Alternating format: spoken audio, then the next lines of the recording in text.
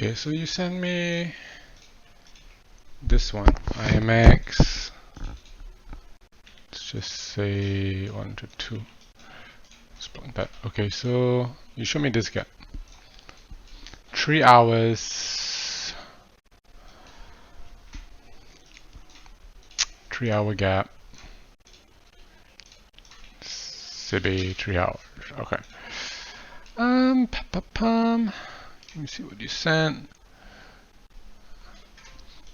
I don't know, you're calling it an R2F gap, but an R2F gap has a wick to the left and right of it. Like, you know, I'd call this one an R2F gap, maybe.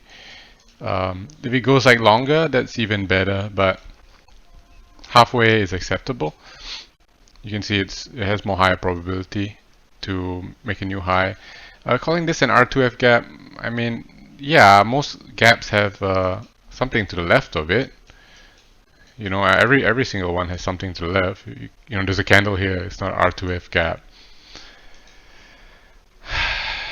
This one has a wick to the left of it.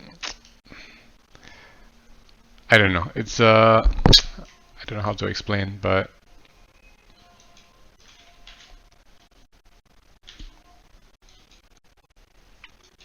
yeah, it's okay. But it's, I mean, price is so oversold already, which would be, you know, making it a dangerous kind of gap.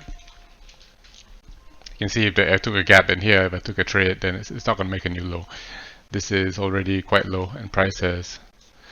I just got to be worried about these kinds. But if I see something like this, and let's analyze it further.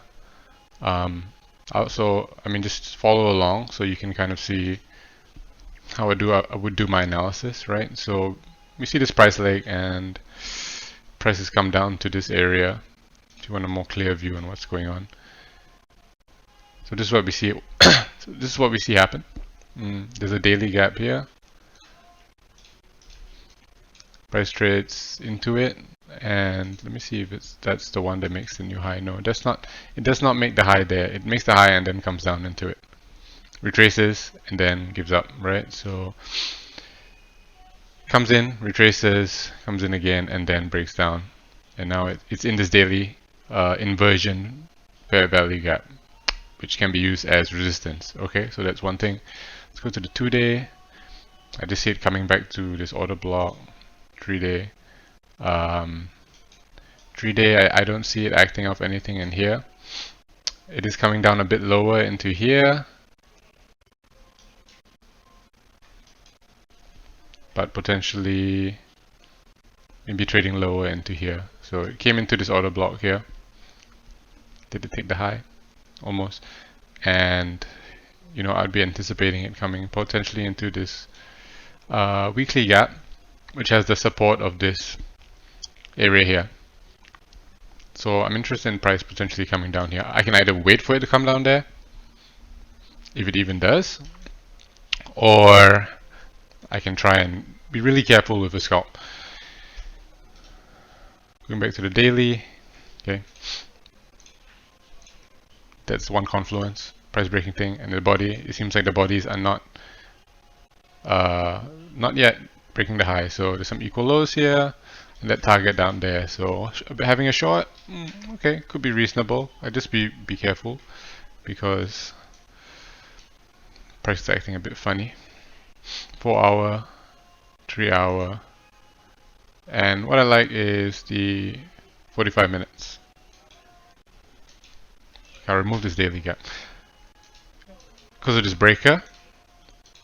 I like this breaker because it looks quite clean, right? This down move, up move, and then down move. And there's a gap in here. It took liquidity. That's good. Pretty decent liquidity as well above these highs. And although there's equal highs up here, and potentially more to be traded too, but I see the price came in, filled in this imbalance, came in, filled this in, expanded here, expanded again. Now it's like breaking down. So using my experience, it seems like we could be reaching for sell side liquidity, and I think it's going to go higher than this gap because we see a breaker here. If you turn it upside down, you can see Yeah, depending on what more experience your eye has. So, I could even trade that to up there. Pop, pop, pop, pop, pop, pop, pop, pop, pop, pop. Something like that. Right? It's like snowflakes. They never look exactly the same. So that's the 45 minute, and on the 2 hour as well, I'm just going to remove your 3 hour gap there, because first of all, the gap is really wide. It's really wide, although inside the gap I can see that there, so it's fine. You just work your way down and see where the potential point of interest is, and even here is an R2F gap with a breaker, 45-minute gap in there. It's trading into the 45-minute now as well. Oh no, this is the 2 hour gap. Yeah, this is the 45-minute. So 45-minute, I reckon we'd come into here and then come up into here and then trade lower. There's a possibility. Of course, I'm not saying take this trade into here, into this short POI, take a long into this short POI and then short. From my experience, it's risky unless you're very experienced. So we go down to lower time frames. So once we have that, this is the fair value gap that we are interested in. Okay. I'll highlight it. Busy 4H. Nope, not 4H, 45-minute, and it's also in the breaker. So it'll be also in the breaker. So we got price bouncing around the time frames. Let's go down, look, 30 minutes. That is still the 30-minute gap. On the 30-minute, there's one here.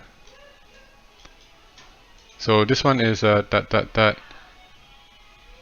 This gap here is, okay, go back to the 45-minute. Okay, this is the 20-minute gap. And this gap here is a, what do you call it? A breakaway gap. So yeah. So price would likely, well, it is right now. It may not break the high yet, but we'll see. But it's likely to trade into this gap before coming into this gap. So what it could do is trade into this gap, come up higher, maybe higher into a premium order block, create another breaker block, come down into this gap, and move along the time frames like that. Okay, so let's see.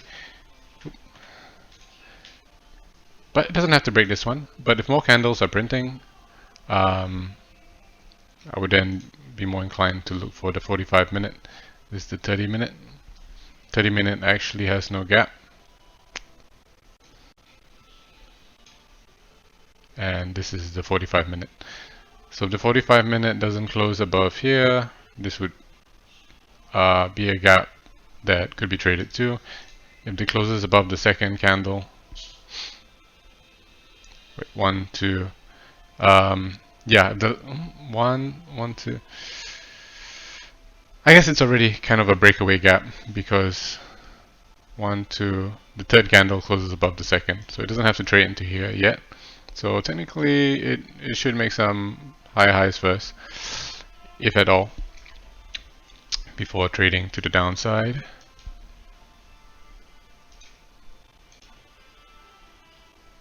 Okay, that's how you would determine gaps that are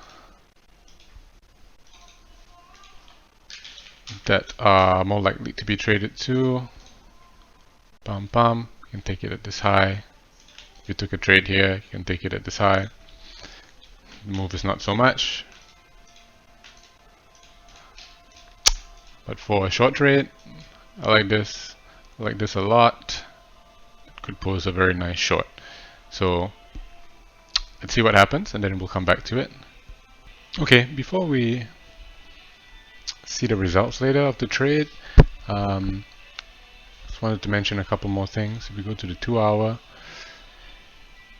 we can see a 2 hour gap here. Okay, I'll just highlight in a different color. Not that color, purple maybe? 2 hour gap. So why would price not trade into this 2 hour gap and then trade lower to get this liquidity here? So after identifying your POI for a short, there's two 2 hour gaps, one here and one up here as well, with the 45 minute in there. We just go to a lower time frame, right? And what we saw on the 45 minute,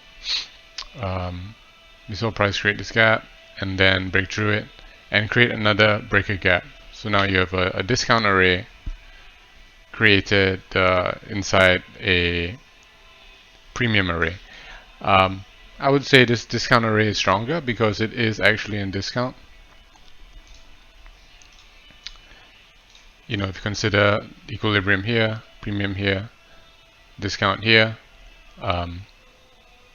you would still be in discount. So going back to the 2 hour, that's the gap. So price trades to this gap, but also trades to a discount array and creates more fair value gaps. So I think it'd be more likely to break this high, come into this breaker.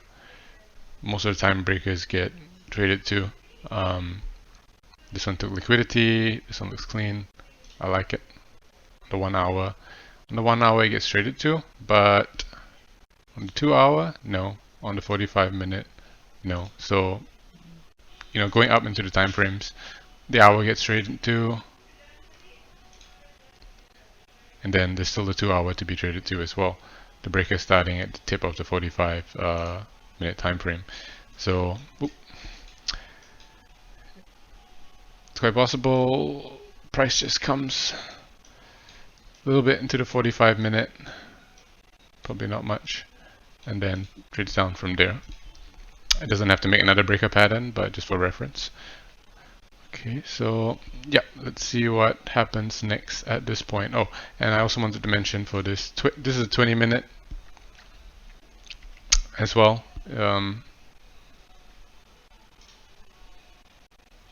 It should break the high. If it doesn't break the high, I'd be targeting this gap down here, which is on the 30 minute. So we got a 1, 2, 3. Yeah, I would target this gap on the 30 minute because this is a fair value gap, not a breakaway gap. 1, 2. No, it is a breakaway gap. Never mind. My bad. But let's see what's happened. Let's see what happens and see how the candles form and see if this analysis is right, or are we actually part of a bigger move up. Okay. All right. It looks like price has come into that 2 hour CB over here. 3 hour. I think it was 2 hours. Yeah. Nothing on the 3 hour, right? Okay. Sorry, I wrote it down wrong. It's 2 hour CB. Not into that 45 minute. Let's look at the 45 minute. 1, 2, 1, 2, 3. It's a breakaway gap as well.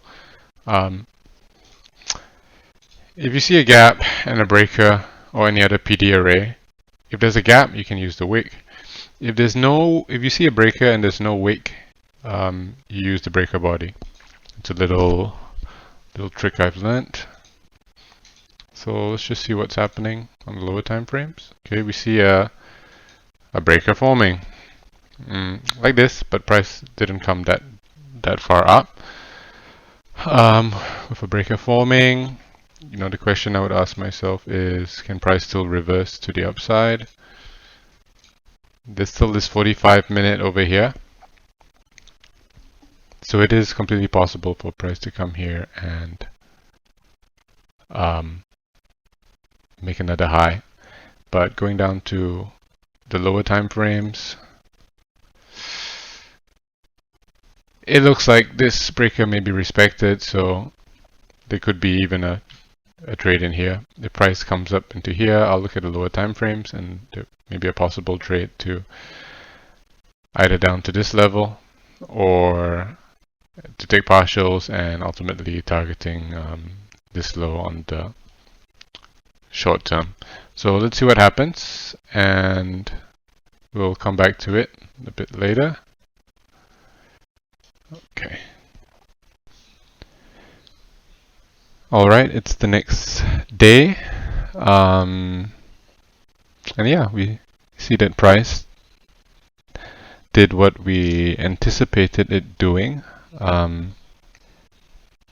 did catch a long in here too and took profit up in this area where the 2-hour CB was. And I did take a short in there, but as I saw price coming back up here, I got a little bit worried and I wasn't willing to, you know, take a loss after that win. So I got out at break even.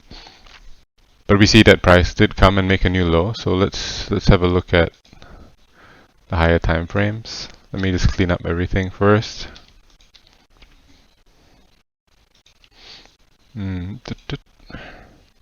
This was a yeah, it was a 2-hour gap, right? At the time we were using this premium and discount range. So yeah, the 2-hour was our expectation. Why not here? Because looking at a lower time frame, we saw that price created a discount breaker and was more likely to come into this premium breaker here with the possibility of coming into this 45-minute. And yeah, that's all there is to it. From here to the bottom, it's 2.9% move. If you caught a long inside this breaker here, it would be about a 1.4% move. And yeah, that's all there is for that.